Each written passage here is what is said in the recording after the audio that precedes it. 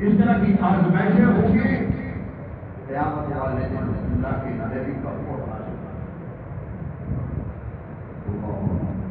یہ آزمائش ہوتی ہے۔ بچے کھانا کی مشقہ دوسروں کی طرح عائش رستی دادی نہیں ہو سکتی۔ اگر کوئی آدمی اپنی حلال کمائی میں گزارا کرتے ہوئے زندگی گزار دیتا ہے اور دوسروں کی طرف نہیں گزار سکتا، یہ اللہ کی طرف ایک آزمائش ہے، یہ تقسیم اللہ کی طرف سے ہے۔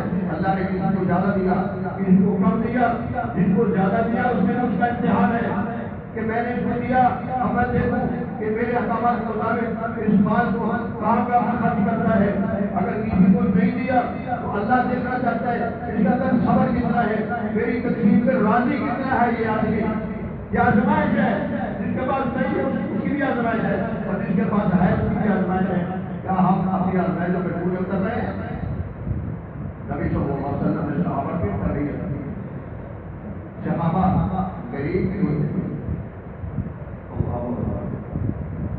حضرت عبداللہ بن مسعود رضی اللہ تعالیٰ عنہ بیمار پڑے ہیں، بستر پہ پڑے ہیں۔ حضرت عثمان رضی اللہ تعالیٰ عنہ کا دور انتظار ایمانداری کرنے کے لیے حضرت عثمان تشریف لائے، کہا عبداللہ محسوس ہوتا ہے کہ آپ آخری وقت آن پہنچا، آپ کی بیٹیاں ہیں، میں یہ چاہتا ہوں کہ بیت المال سے میں کچھ حصہ آپ کی بیٹیوں کا مقرر کروں تاکہ آپ کے بعد یہ زیادہ کی ٹھوکریں نہ کھائیں۔ عبداللہ بن مسعود رضی اللہ تعالیٰ عنہ فرمانے لگے عثمان مجھے اس بات کی ضرورت نہیں ہے اور نہ ہی مجھے کوئی فکر نہیں، تو اس لیے میں نے اپنے نبی کی زبان سے یہ سنا ہوا ہے کہ جو آدمی آمن کے بعد سورت واقعہ کی تلاوت کرتا ہے وہ کبھی بھوک نہیں آتی، کبھی وہ بھوکا نہیں رہتا، تو سورت واقعہ کی تلاوت کرتا ہے آمن کے بعد۔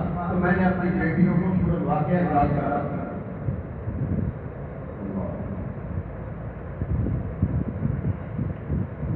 اللہ کے نبی سے سنت کی خدمت کرنے والا کام کیا۔ ربیعہ بن کعب رضی اللہ تعالیٰ وہ فرماتے ہیں کہ میں اللہ کے نبی سے سنت کے گھر رہتا تھا، بچہ تھا، کہ رات میں آپ کیا لیل کے لیے نفل و نوافل کے لیے تہجد کے لیے اٹھتے تھے، قضائے حاجت ہو جاتی، وضو کرنا ہوتا تو میں پانی پہنچا دیا کرتا۔ کہنے لگے ایک دن اللہ کے نبی صلی اللہ علیہ وسلم مجھے خوش ہو کے کہنے لگے ربیعہ کوئی سوال کرا، اللہ کا نبی صلی اللہ علیہ وسلم میں جنت میں آ کر ساتھ ساتھ ہوں، دنیا کا کوئی لالچ نہیں کیا، مجھے بیت المال سے اتنی رقم مل جائے، اتنے پھول مل جائیں، اتنی بکریاں مل جائیں، اتنا فلاح مل جائے۔ اللہ کے نبی صلی اللہ علیہ وسلم میں جنت میں آ کر ساتھ ساتھ آپ کی قربت چاہتا ہوں، فرمایا اس کے علاوہ اور اللہ کے نبی نے میرا وہی سوال فرمایا کثرت سجود سے میری مدد کرو۔ کیا مقصد ہے؟ رات کو نفل و نوافل کثرت سے ادا کیا کرو، جب تم نفل و نوافل رات کو ادا کرو گے میرا قرآن پہ رسول۔ اب کتنے لوگ ہیں جو رات کو اٹھتے تہجد پڑھتے سوری رات کراتے لگاتے ہیں، لیکن تہجد پڑھنے کے لیے کچھ خوش قسمت لوگ ہوں گے، بھائی رات کا وقت بڑی برکت والا ہوتا ہے، جب شیطان کا پورا زور ہوتا ہے وہ کہتے ہیں ابھی بڑا ٹائم ہے سو جا، نیند بھی اسی وقت آتی ہے جب یہ وقت شروع ہوتا ہے۔ اس لیے کوشش کیا کرے اگر نبی کا قرب لینا چاہتے ہیں، نبی کے ساتھ محبت چاہتے ہیں تو قیام اللیل کیا کریں، رات شہری کے ٹائم اٹھا کریں، 3 بجے 2:30 بجے 3 بجے اٹھا کریں، اپنے رب کے ساتھ آپ کلام ہونا کریں، اپنے سوالات جو ہے اس وقت رب کے سامنے پیش کیا کریں۔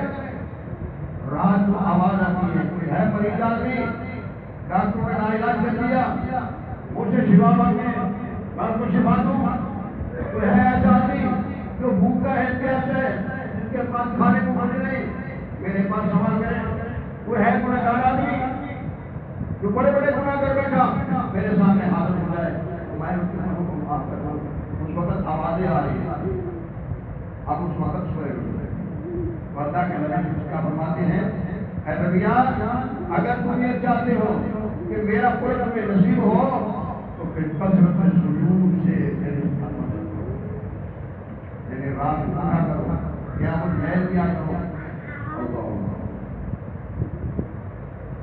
اللہ کے نبی صلی اللہ علیہ وسلم نے تاج و مجدل کی ایک بات کی بات التاج العظیم الامین فرمایا تو تاج سچا ہے، امین ہے، اپنے مال میں دور نبی نہیں کرتا،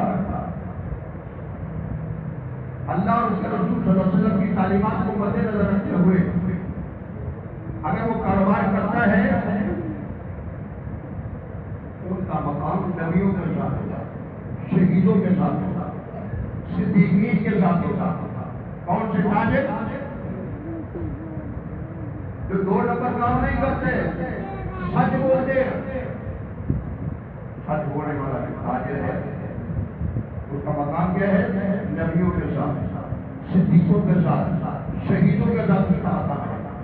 اور اس کے ساتھ یہ بھی کہا کہ کچھ تاجر گناہگار ہوتے ہیں،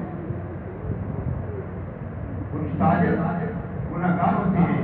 صحابہ کرام اس بات میں فرماتے ہیں کہا کیا تجارت حلال کام نہیں ہے؟ ہاں حلال ہے، لیکن بعض تاجر ایسے ہوتے ہیں جو اپنے کاروبار میں جھوٹ بولتے ہیں، قسمیں کھا کر نتیجے بیچتے ہیں۔ کیا آج کوئی معاملہ نہیں ہے؟ ہم کاروبار میں جھوٹ نہیں بولتے ہیں، ہم قسمیں کھا کر دوسرے کو اعتماد میں نہیں کراتے، پھر ہم یہ دعویٰ کریں کہ ہمیں نبی کے ساتھ بڑی محبت ہے۔ بھائی نبی کے ساتھ بڑی محبت کسی کام کی نہیں ہے، نہ نماز پڑھتا ہے، کہتا ہے اس کے نبی کے ساتھ محبت ہے، وقت کا تم کرتا ہوں، روزہ رکھتا نہیں ہے، صدقہ خیرات کی قوت ہے، طاقت ہے، نہیں دیتا۔ رسول اللہ صلی اللہ علیہ وسلم کی تعلیمات کے مطابق زندگی نہیں ہے، لیکن وہ کیا کہتا ہے؟ میں نبی کا قربان سے کہنا چاہتا ہوں، نبی کے ساتھ بڑی محبت ہے، باقی یہ زبانی کرانی محبت کسی کھاتے ہیں۔ جب تک عملی طور میں نہیں ہوگی، اللہ اور اس کے رسول صلی اللہ علیہ وسلم کی تعلیمات کے مطابق اگر ہماری زندگی نہیں ہوگی تو محبت نہیں ہوگی، یہ محبت کسی کام نہیں آئے گی۔ اس لیے اللہ سے دعا ہے اللہ تعالیٰ حاکم میں صحیح معنوں میں اللہ اور اس کے رسول کی فرمانبرداری کر کے رسول اللہ صلی اللہ علیہ وسلم کا قرب کرے۔ آمین۔